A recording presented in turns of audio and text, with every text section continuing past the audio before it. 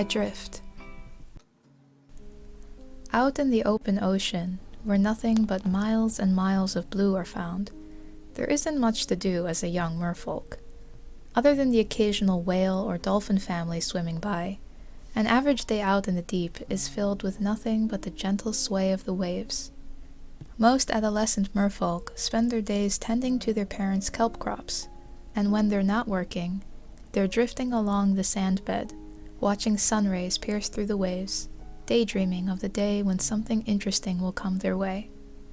Once in a while, if they were lucky, the kids would catch a glimpse of a shadow, something floating along the surface of the water. And though underage merfolk were forbidden to break the surface, this rule meant little to a teen, bursting with curiosity and dreams of being swept away to somewhere new.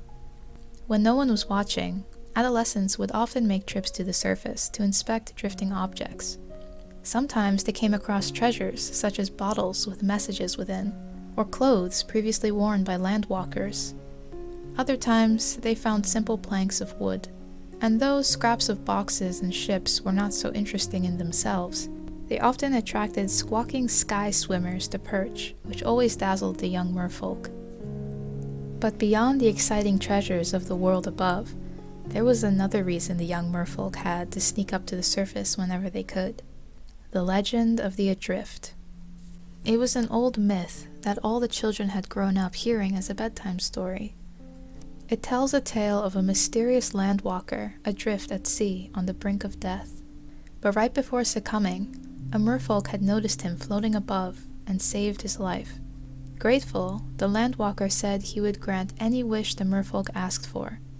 The merfolk, having lived a weary life of hardship and fretfulness, simply wished for a moment to rest.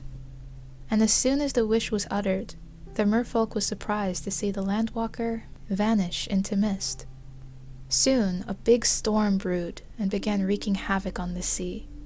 The merfolk thought he would surely die from the harshness of the waves, but quickly he spotted an undersea cave nearby and took shelter for the night.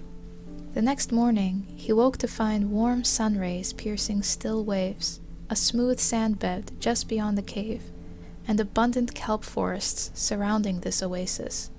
It was so calm and comfortable, the merfolk figured he'd stay another day. The day after seemed even more beautiful and calm, and so he stayed another day. After that, another, and another, and another. And with each passing day, the merfolk relished in the quietness and calm. He began taking care of his new surroundings and made it his home. The merfolk ended up living out the rest of his days in the quiet oasis. As it seemed, the Adrift landwalker had granted his wish and given him more than just a moment, but a life of peace and rest. The interpretation of this story seems to change with every telling. Some believe it's a moral to live in the moment and keep one's eyes open, because sometimes the thing one's searching for lays right before them. Some believe perhaps the merfolk had actually died in the storm, and the oasis he woke to was heaven, making the story one about doing good in life and being rewarded in the afterlife. But to the children, it was simple.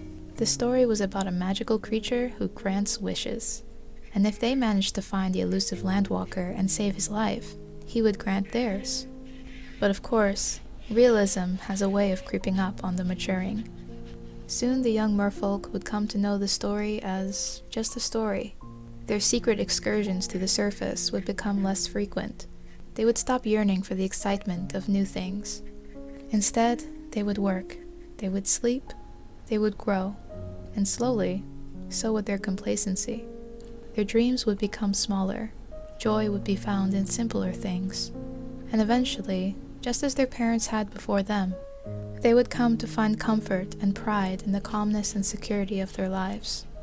'Tis a shame, though, that maturity and a belief in magic often didn't go hand in hand. For if they took a moment to indulge, they may come to the realization that the legend of the Adrift may have not been entirely fictional. Perhaps the wish of the weary merfolk still lingered. After all, it is said the place the merfolk had found his peaceful oasis was in the middle of nowhere, out in the deep blue.